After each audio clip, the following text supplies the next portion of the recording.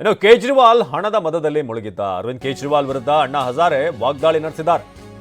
ಕೇಜ್ರಿವಾಲ್ಗೆ ಹಣದ ಮದ ಏರಿತ್ತು, ಅದರಲ್ಲಿ ಮುಳುಗೋಗಿದ್ದ ಅಂತ ಅಣ್ಣಾ ಹಜಾರೆ ಇನ್ನು ಹಿಂದೆ ಉಪವಾಸ ಸತ್ಯಾಗ್ರಹ ಮಾಡಬೇಕಾದ್ರೆ ಜೊತೆ ಕಾಣಿಸ್ಕೊಂಡಂಥವ್ರು. ಇದಾದ ನಂತರ ಇವ್ರದೇ ರಾಜಕೀಯ ಜೀವನ ಶುರುವಾಯಿತು. ಜೀವನ ದೋಷರಹಿತವಾಗಿರಬೇಕು, ತ್ಯಾಗ ಇರಬೇಕು, ಈ ವಿಚಾರವನ್ನು ಹಿಂದೆಯೇ ಕೇಜ್ರಿವಾಲ್ಗೆ ನಾನು ಹೇಳಿದ್ದೆ. ಆದರೆ ಅರವಿಂದ್ ಕೇಜ್ರಿವಾಲ್ ಅದರ ಬಗ್ಗೆ ಗಮನ ಹರಿಸಲಿಲ್ಲ. ಕೇವಲ ಅಧಿಕಾರ, ಮದ್ಯದ ಹಗರಣದಲ್ಲಿ ಮುಳುಗಿದ್ರು. ಇದೇ ಇವತ್ತು ಜನ ಅದಕ್ಕೆ ಉತ್ತರ ಕೊಟ್ಟಿದ್ದಾರೆ ಅಂತ ಇಂಥ ಒಂದು ಧೋರಣೆಗೆ. मैं पहले से बताता हूँ कि चुनाव लड़ते समय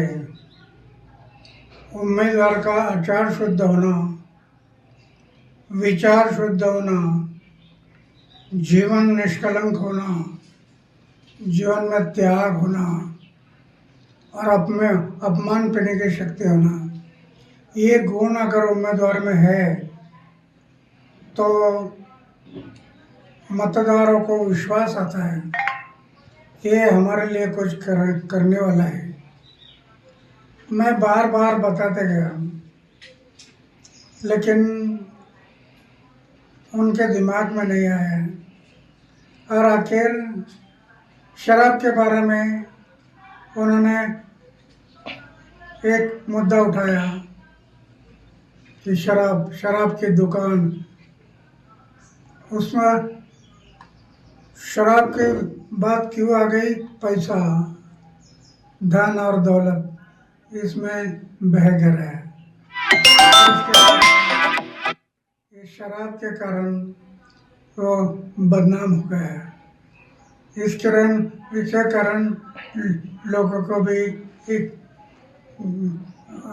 मौका मिला कि ये चारित्र के बारे में बोलता है और दूसरे बारे में शराब की बात बताता है।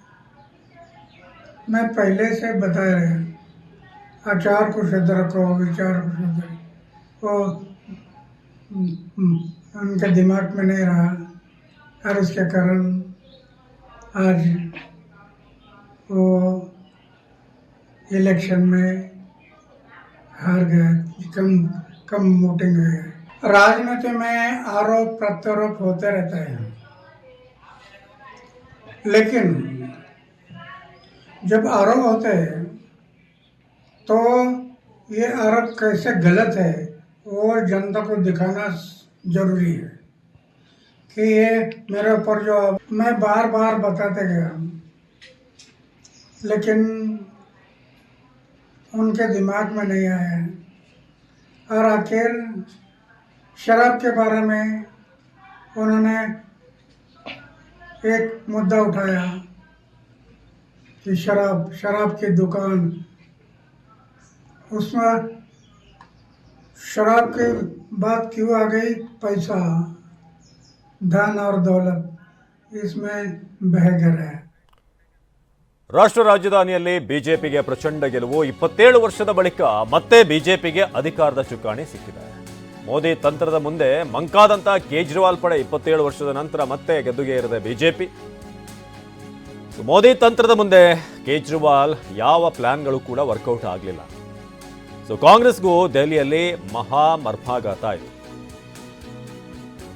ಬಿಜೆಪಿಗೆ 47, ಆಪ್ಗೆ 23 ಕ್ಷೇತ್ರದಲ್ಲಿ ಮುನ್ನಡೆ.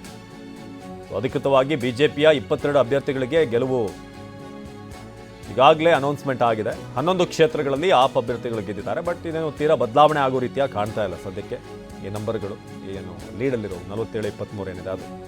ದೆಹಲಿ ಚುನಾವಣೆಯಲ್ಲಿ ಒಂದು ದೊಡ್ಡ ಗೆಲುವನ್ನು ಬಿಜೆಪಿ ಸಾಧಿಸಿದೆ. ಚುನಾವಣಾ ಆಯೋಗದಿಂದ ಅಧಿಕೃತ ಘೋಷಣೆ ಮಾತ್ರ ಬಾಕಿ ಇರುವಂಥದ್ದು. ಹಾಗಾಗಿ ಈಗ ಸದ್ಯಕ್ಕೆ ನೀವು ನೋಡ್ತಾ ಇದ್ರೆ ಎಲ್ಲ ಕಡೆ ಕೂಡ ಸಂಭ್ರಮಾಚರಣೆ. ಅದರಲ್ಲೂ ರಾಷ್ಟ್ರ ರಾಜಧಾನಿಯ ಗೆಲುವು ಬಹಳಷ್ಟು ಹುಮ್ಮಸ್ಸನ್ನು ಕೊಡುತ್ತೆ ಬಿಜೆಪಿ ಪಕ್ಷಕ್ಕೆ.